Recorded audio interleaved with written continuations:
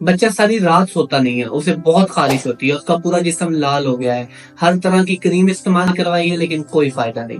तो ये स्कैबीज भी हो सकती है। आज के इस वीडियो में हम डिस्कस करेंगे स्कैबीज बेसिकली होती क्या है, उसमें क्या निशानियां है जिससे हमें पता चलता है कि हमारे बच्चे को स्कैबीज है, उसका क्या इलाज है और उसमें क्या प्रिवेंशन है जो हम कर सकते हैं। अस्सलाम वालेकुम, मेरा नाम डॉक्टर वलीद इरशाद है। आज हम डिस्कस करेंगे स्कैबीज। स्कैबीज बेसिकली एक पैरासाइट की वजह से होती है जिसका नाम सार्कोपिड स्कैबियाई होता है, जिसका काम ये होता है कि वो आपकी स्किन के अंदर जो छोटे छोटे पोर्स बनाता है जहां पर वो अंडे देता है, और जब वो वहां पे अंडे देता है तो उसकी वजह से बहुत ज्यादा शदीद आपको खारिश होती है बच्चे को रात के टाइम अमूमन। और बच्चे को इतनी खारिश होती है कि आप कुछ भी इस्तेमाल करवाते हैं उसे कोई फर्क नहीं पड़ता। अब स्कैबीज की निशानी ये होती है कि इसमें खारिश जो होगी वो रात के टाइम होगी। इसमें ये होता है कि आपके घर में काफी सारे, अगर ये ज्यादा दिन तक रह जाए तो और बाकी अफराद भी जो होते हैं वो इसमें इन्वॉल्व हो जाते हैं। इसमें ज्यादातर जो निशानात होते हैं वो जो खारिश होती है वो आपके अंडर आर्म्स पे, अंडर लेग्स पे, आपकी कमर पे, फ्रंट चेस्ट एरिया पे, फेस पर, ये इसके ज्यादातर मुतासिर करती है जहाँ पे खारिश बहुत ज्यादा मिकदार में होती है। तो इसमें इलाज ये होता है कि हम इसमें जो इस्तेमाल करवाते हैं वो 5% प्रीमेथ्रिन जो होती है उसका इस्तेमाल करवाया जाता है, और इसके अंदर इलाज से ज्यादा इसकी जो गाइडलाइन फॉलो करना होता है इसको ठीक करने के लिए वो बड़ा जरूरी होता है। वो ये होता है कि इसमें प्रिवेंशन है कि आपने इसको जो लोशन है उसको रात के टाइम इस्तेमाल करना है। चेहरा जो है उसको छोड़कर गर्दन से नीचे पूरे जिस्म पर अच्छे तरीके से लगाना है। ज्यादातर अंडर लेग्स, अंडर आर्म और जो ये उंगलियों के दरमियान, पांव और हाथ की उंगलियों के दरमियान का गैप होता है, यहाँ पर जरूर लगानी है।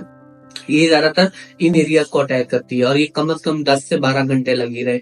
अगर आपने ये रात के टाइम लगाई है तो ये कल सुबह तक, अगले दिन सुबह तक लगी रहनी चाहिए।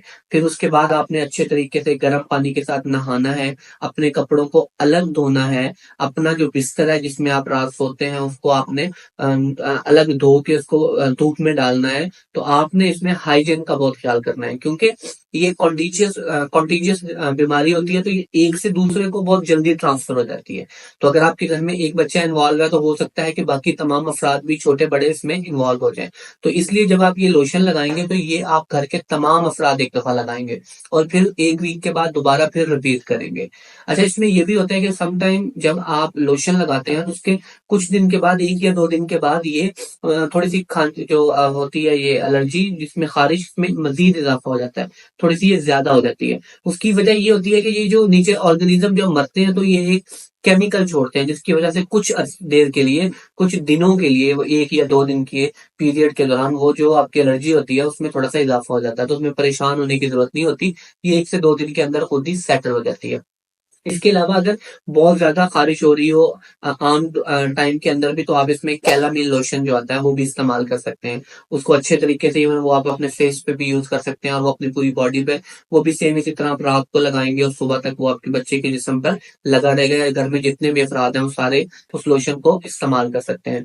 इसमें अगर इंफेक्शन हो जाए उन जगहों पर जहां पर ये एलर्जी मुतासिर करती है, तो आप उसके लिए फिर आपका डॉक्टर आपको एडवाइस करता है एंटीबायोटिक खाने के लिए भी या लगाने के लिए भी, वो आपको एडवाइस करता है। और जो खारिश होती है उसको कंट्रोल करने के लिए कोई ना कोई एंटी एलर्जी, इसमें आप डिस्लोराटाडीन में, लोराटाडीन में बहुत सारे आते हैं, सैडिल आता है, एंटियाल, जिक्सर, न्यू एंटियाल, मतलब मल्टीपल होते हैं एंटी एलर्जी। कोई सा भी आपके डॉक्टर के मशवरे के मुताबिक आप इस्तेमाल कर सकते हैं। और एंटीबायोटिक का भी कोर्स की अगर जरूरत है तो एक खास टाइम के लिए आपने उसको इस्तेमाल करना है।